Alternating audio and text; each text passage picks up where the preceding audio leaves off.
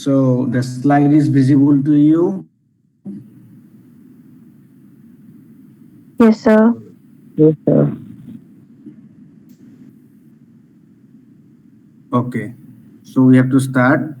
So in the last class, we have discussed about the lungs. So I will start from the lungs once again.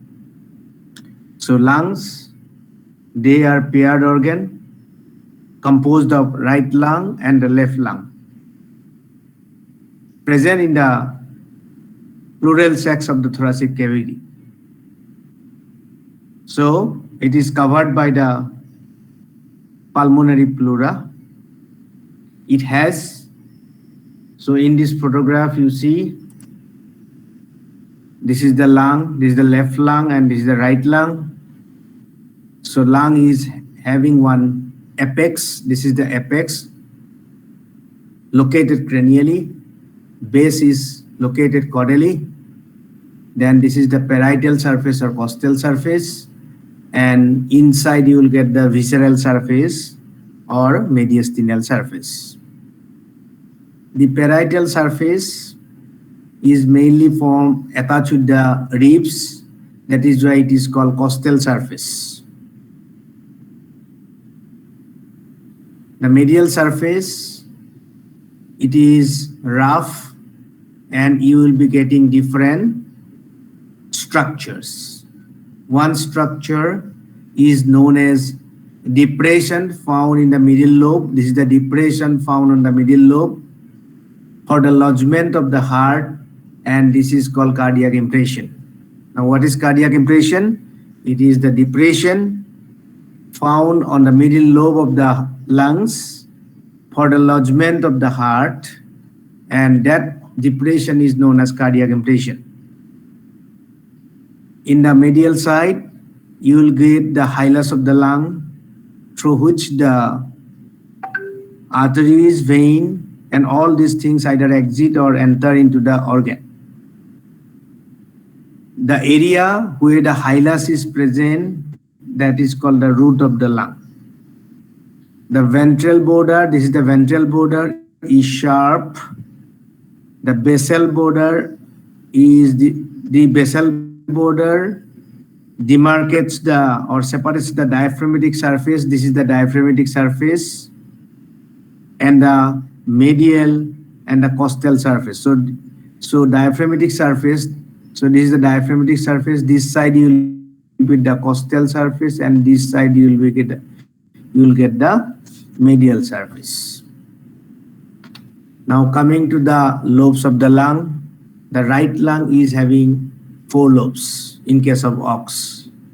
They are the cranially present apical lobe, then middle one is the cardiac lobe, the caudal one is the diaphragmatic lobe, and inside you will get another lobe, small lobe known as accessory lobe. That is why the right lung is larger in size because of the presence of 4 lobes. And these are the apical lobe, the middle or cardiac lobe, the caudal or diaphragmatic lobe, and the accessory lobe. In the left lung, it is divided into 2 lobes. One is the apical lobe, this is the apical lobe, and this is the diaphragmatic lobe. The apical lobe of the left lung is again divided into 2 portions. This one is the apical portion, and this one is the cardiac portion. So in the left lung, the cardiac lobe is not separated. It is connected with the apical lobe. And apical lobe is divided into 2 different portions. One is apical portion, another is cardiac portion. So cardiac lobe is not, cardiac portion or cardiac lobe is not separated from the apical lobe in the left lung. That is why there is presence of only 2 lobes. Now, one important structure is called cardiac knots. So it is the knots, you see here, this is the knots present between the lobes through which the heart is exposed. Here also you see in the right lung, this is a notch that is present in between the lobes where the heart is exposed. So that is known, that is called the cardiac notch. So what is the importance of the cardiac notch? So cardiac notch will allow the heart to expose with the thoracic wall. And in that portion, we have to feel the sound of heart. Okay? Clear? Now coming to the bronchial tree. So,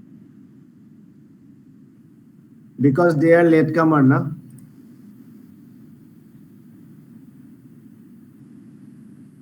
I think they have joined now. So, bronchial tree. So, trachea, as we know, the trachea bifurcates into bronchus. So, the main bronchus, I should rather call them bronchi because it is 2 in number. The main bronchi that demarcates from the trachea at the level of fifth intercostal space. They are known as principal bronchi or the principal bronchi or main bronchi or primary bronchi. But in case of ruminants and pig, in addition to the primary bronchi, there is another bronchus that will get before the bifurcation of the main bronchi. So main bronchi bifurcates at the fifth intercostal space, but in ruminants and pig, another bronchus will get only on the right side. That is only one at the level of third intercostal space. And that bronchus is known as tracheal bronchus or accessory bronchus or additional bronchus. And this tracheal bronchus only present on the right side, and it will supply to the right apical lobe of the lung. That is the difference between the trachea in ruminants and pig in comparison to ox and horse. Sorry, in comparison to horse and dog. In the horse and dog, you won't find tracheal bronchus. In ruminants and pig, you can find the tracheal bronchus at the level of third intercostal space. Let me check whether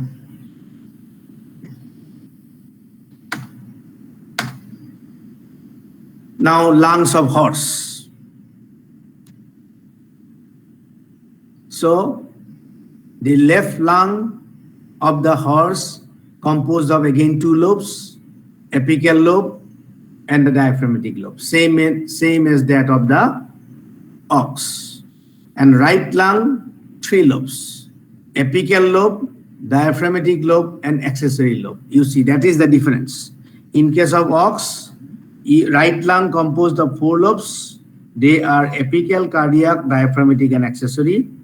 Whereas in case of horse, the apical and cardiac lobe are combined together to form the apical lobe. Then you will get the second one, diaphragmatic lobe, and third one is the accessory lobe. So that is a difference between the lungs, lobes of the lungs of ox and horse. Now here, the ventral border of the lung is thin and irregular in both the lungs and intended for cardiac knots. Here you see, this is the cardiac knots in this lung. And in this lung, this is the cardiac knots. Here, this is the cardiac knots. Have you seen cardiac knots? Yes, Have you sir. seen it? So what is cardiac knots? What is cardiac knots? Can anybody tell me?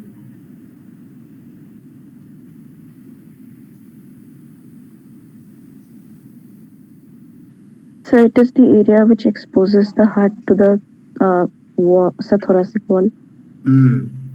Good. So it will form, it is a notch present between the lungs. It is the notch present in between the lobes of the lung through which the heart is exposed to the thoracic wall. That is known as cardiac knots. Now the shape of the knots is different in different species. So in case of horse, the right knots is triangular in shape and the left knots is quadrilateral in shape. So shape you have to remember. This may come in the fill up the gaps or short question, objective type question. What is the shape of the right cardiac knots in case of horse? That is triangular. What is the shape of the left left cardiac knots in case of horse? That is quadrilateral. So these shapes are important. Now lungs of dog.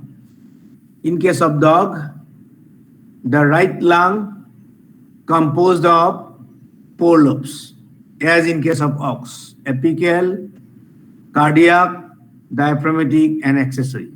The left lung is having 2 lobes, apical and diaphragmatic. That means the lobation of the lungs of dog and ox are same. Right lung composed of 4 lobes, left lung composed of 2 lobes. Whereas in case of horse, it is different. Right lung composed of 3 lobes, left lung consists of 2 lobes. So, in case of dog, the cardiac notch is much deeper in the right lung than that of the left lung. Now coming to the lungs of pig. The right lung composed of 4 lobes, apical, cardiac, diaphragmatic, and accessory, as in case of ox. Left lung composed of 2 lobes, that is apical and diaphragmatic.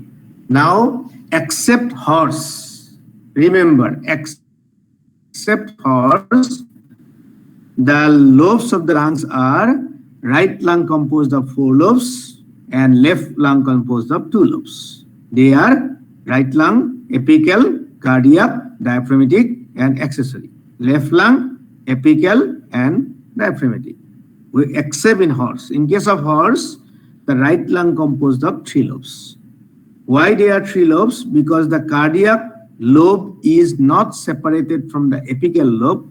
That is why it is called the apical lobe only. And that is called the apical lobe only. So what are the lobes of the lungs of right lung of the horse?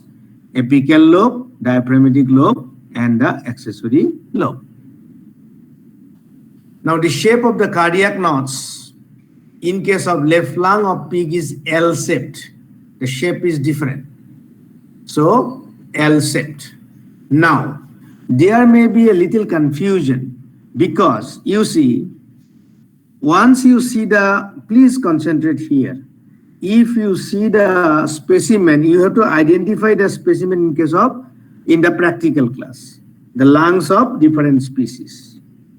Now, if you want to differentiate the lungs of ox and horse, so there is no problem because the tracheal bronchus is present in the ruminants and tracheal bronchus is absent in case of horse, by which you can identify the species belongs to which lung is this. Now, confusion may come between the lungs of the ox and the lungs of the pig because both are having the tracheal bronchus. Now, how you can identify? You cannot go by the size because in case of small cattle, you will get the small lung. The size will be equal to the size of the pig. So with the help of size, you cannot identify the lung belongs to which species. Now how you can identify? In case of lungs of pig, externally you will get some fibers. So fibers are visible through which the different small lobules are present in the lungs. That means these fibers are clearly visible in the lungs of pig, and that is not visible with the lungs of ruminant species. That is the main difference, how you can identify the lungs of pig and ox. Ox or sheep and goat, anything. Otherwise, the tracheal bronchus are present in both the species. Now, lungs of birds. The lungs of chicken are different. So here in this photograph, actually, I will show you this. Is it visible? The slide is visible to you? Yes, sir. Yes, sir. You see the upper photograph. Upper photograph. So have you seen this stripe structure, the lungs here? Have you seen the lung here or not?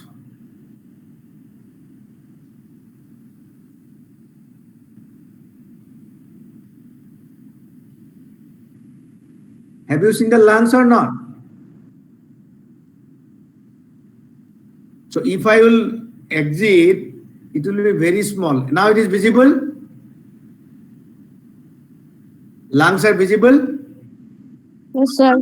Okay. Now you see here, lungs are.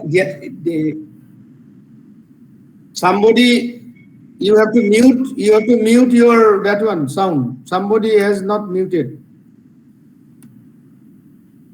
Echo is coming. Now you see. There is no diaphragm. That means diaphragm is rudimentary in case of ox. That means, sorry, diaphragm is rudimentary in case of birds. That means thoracic cavity and abdominal cavity are open in case of birds.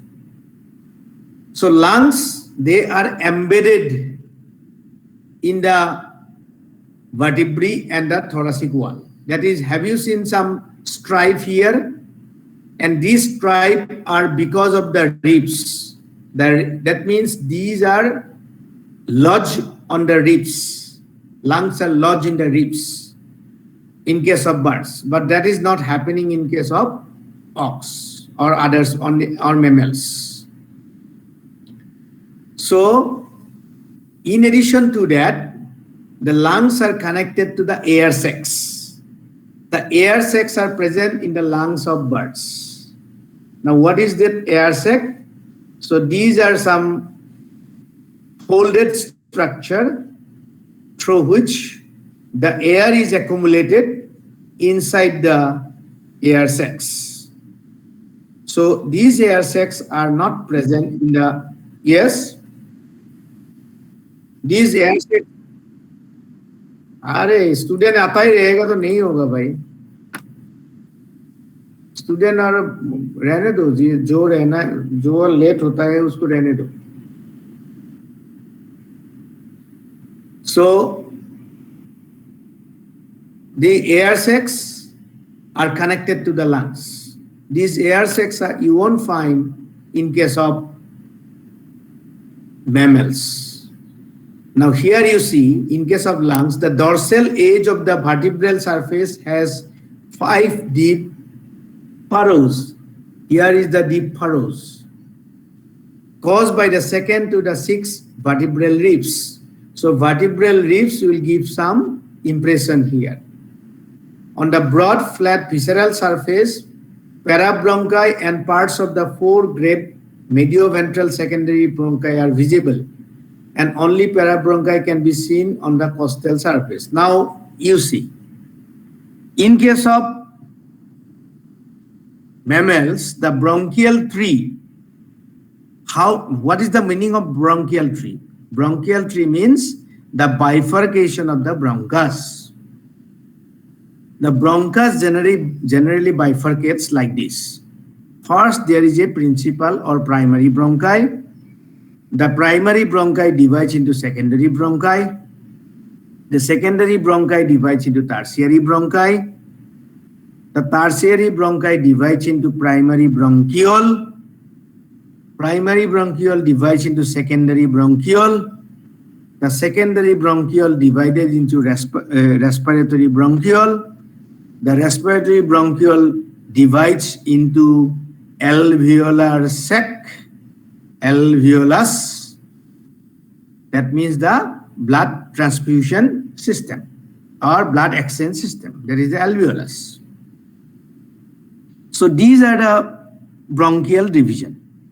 But in case of birds, you will get parabronchi. That parabronchi you won't find in case of mammals. So now division. So this is the primary bronchus. You see, primary bronchus is divided from the syrinx. So syrinx already we have discussed. So at the caudalmost part of the trachea, the syrinx is present. The syrinx divides into to form the primary bronchus. The primary bronchus divides into from the secondary bronchus. The secondary bronchus divided into form the parabronchi. The parabronchi directly connected to the air capillaries. So there is no system of bronchioles here. Directly, the parabronchi will be divided into air capillaries. So here I am showing the air capillaries, how it is, how parabronchi are divided. So let me show you the parabronchi.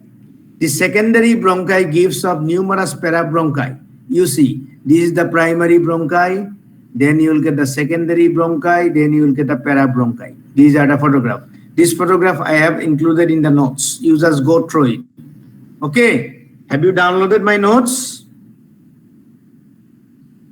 Yes, sir. So Yes, in the sir. notes, these diagrams are there. You go through it. So parabronchus divides into air capillaries. This each parabronchus is pierced by many openings which lead to roughly polygonal dilated chamber. These are polygonal dilated chamber known as atria, about 100 to 200 micrometer in diameter. These lead into smaller intermediate cavities, the infundibula. So infundibula, these are infundibula or infundibulum. Infundibulum is the singular, infundibula is the plural. The latter open into the sponge-like network of anastomosing air capillaries. So these are sponge-like structure. This sponge-like structure connect to the air capillaries. These are air capillaries. The air capillaries of a parabronchus are enclosed by connective tissue septa. So here is the connective tissue septa and blood vessels into irregular, mainly hexagonal lobules. So you will get the blood vessels here, and this is the septa. This is the septa, and these are some blood vessels. These are some blood vessels. So here exchange takes place. Exchange of gases takes place here. Now coming to the air sacs. So what about the if I will ask you what is the difference in the bifurcation of the bronchial tree in case of mammals and birds? So what will be your answer? In the bronchial tree, in case of mammals, the primary bronchus divides into secondary bronchus. The secondary bronchi will be divided into tertiary bronchi. The tertiary bronchi divides into primary bronchiole. Then it will divide into secondary bronchiole. Then it will divide into respiratory bronchiole. The respiratory bronchiole divides into alveolus. But in case of birds, the primary bronchus divides into secondary bronchi. The secondary bronchi divides into parabronchi, and parabronchi will directly divide into air capillaries. These are the bronchial tree. Now coming to the air sacs. So the air sacs in the chicken arise from 6 primordial pairs, of which 2 pairs fuse to form the medial clavicular air sac. So in the embryo of the bird, from the 6 primordial pairs will form, and from that 2 pairs are fused together to form the medial clavicular air sac. One single median cervical air sac, So these are embryonic development. Now this is the important part. So in adult, so these are development of the air sex. Now, how many numbers of air sex in adult? So there are 8 numbers of air sex you are going to get in the adult. How many numbers you will be getting? How many numbers you are going to get in the adult? 8 numbers. Okay, out of which the first one is the unpaired cervical sac. So unpaired is a single one. Second one is unpaired clavicular sac. That means 2. Next is paired craniothoracic sac. Means here paired means 2, total 4. Paired caudal thoracic sac, that means 6. And paired abdominal sac, that is 8. Total 8 number of air sacs you will be getting in the adult bird, out of which 2 are unpaired and 3 are paired. So unpaired are the cervical sac, clavicular sac, and paired are the craniothoracic sac, caudal thoracic sac, and abdominal sac. Okay, so these are the air sacs. So how many numbers you will be getting in the, how many numbers of air sacs you are going to get in the adult bird? 8. 8. 5 different types. 5 different types, but total number is 8. Out of which 3 are paired, that is 6, and 2 unpaired, 8. Now connections of air sacs. So how air sacs are connected? The term ostium has been given to the general area where a sac connects to the lungs.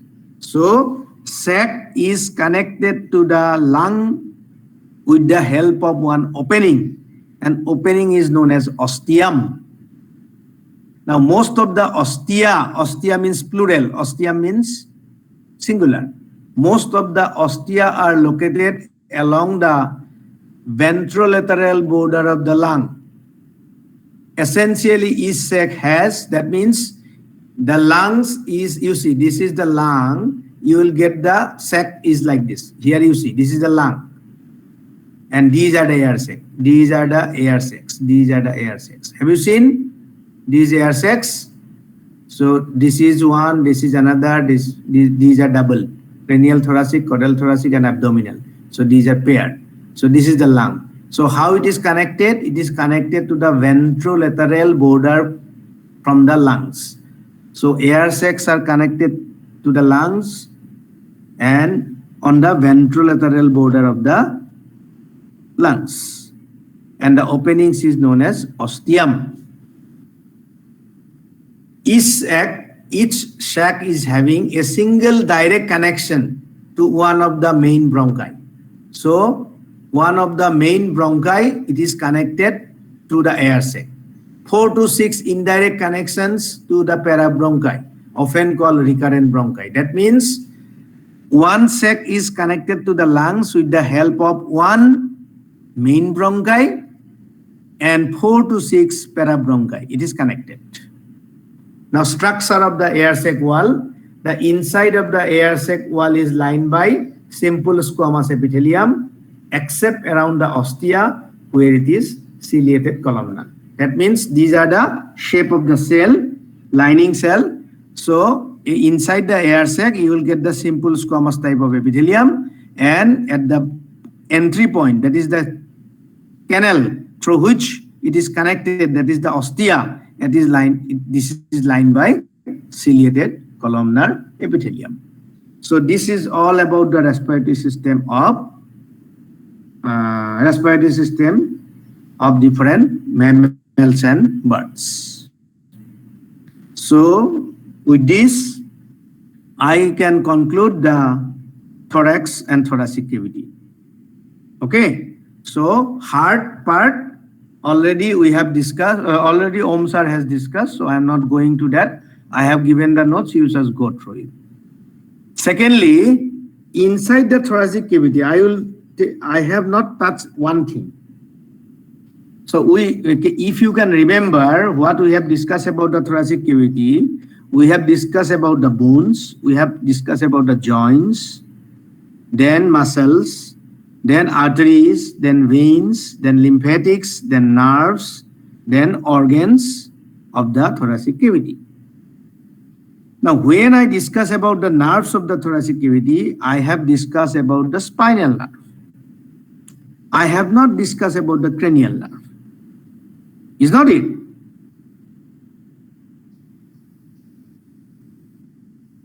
So cranial nerve the cranial nerve has been discussed by PC sir or not? Cranial nerves? So you see, inside the thoracic cavity, heart is located, lungs are located. Now these are also connected by cranial nerves. Now, do you know what is the nerve which connects the heart? Cranial nerve? Which cranial nerve is connected to the heart? How many cranial nerves?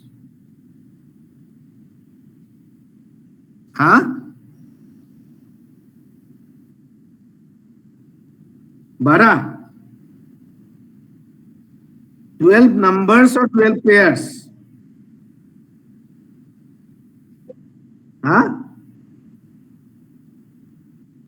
तो फिर pair बताना चाहिए ना, 12 बोलेंगे तो हम 12 तो नहीं है, 24 है. टोटल 24 नंबर है ना, तो total you have to tell 12 pairs. So what is the cranial nerve? What do you mean by cranial nerve?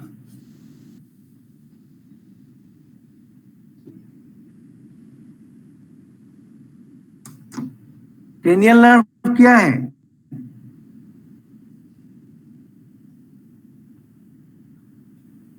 तुम लोग पढ़ाई नहीं करते हो क्या? छोड़ दिया पढ़ाई कोई नहीं कर रहे हो.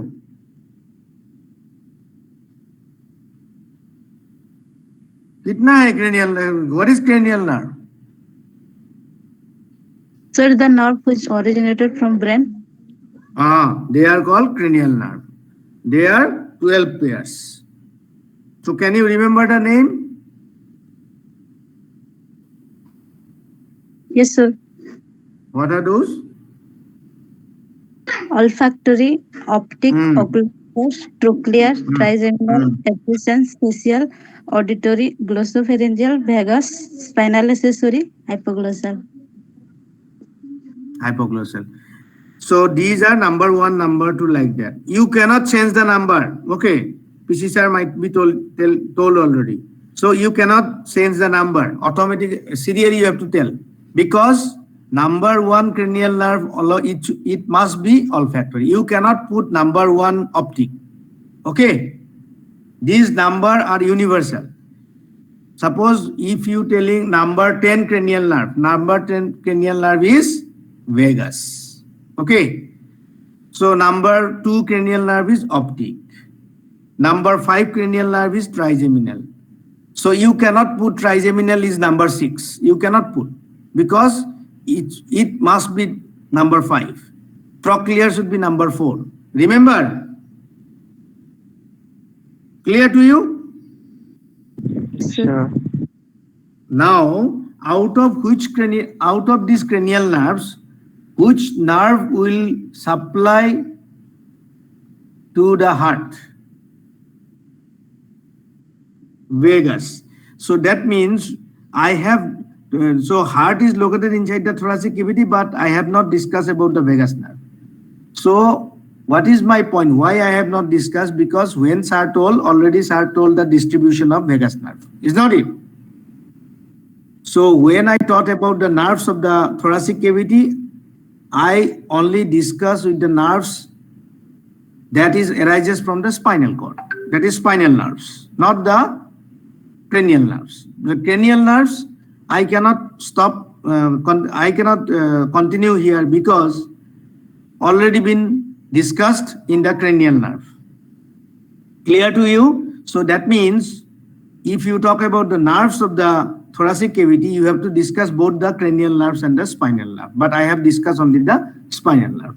You have to remember, so the lungs, heart, these are the structure which is also connected by the vagus nerve. In addition to that, another nerve will be present in the neck and the thoracic cavity, that is recurrent laryngeal nerve. So recurrent laryngeal nerve also connected, also present in the thoracic cavity. So this is all about the thoracic cavity. In the next class, we have to discuss the abdomen. Okay, abdomen.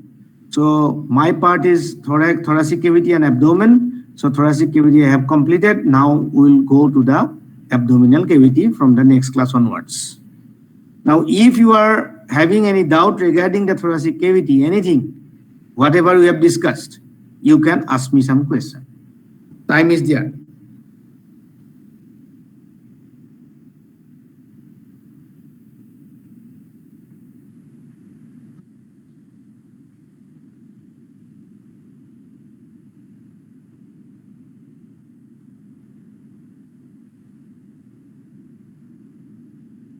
Anyone?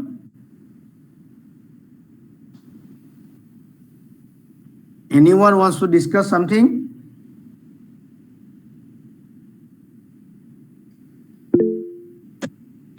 No, sir.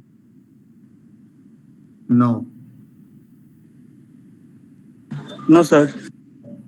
Okay. So nobody is having any complaint. No problem.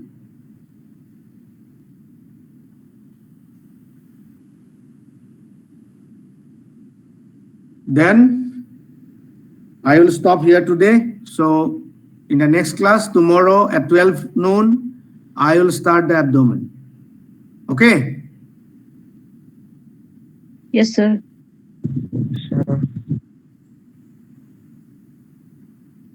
Okay?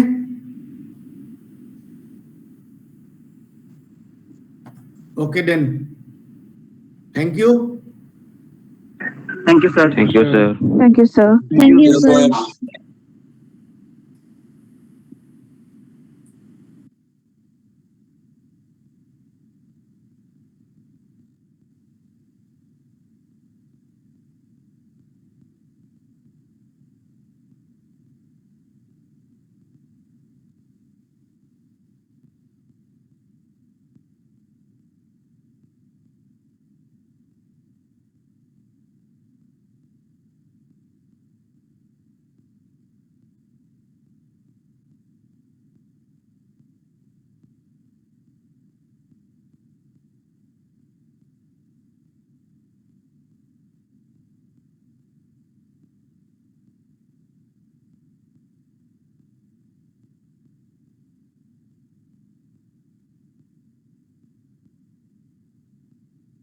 Chutia, chutia, chutia.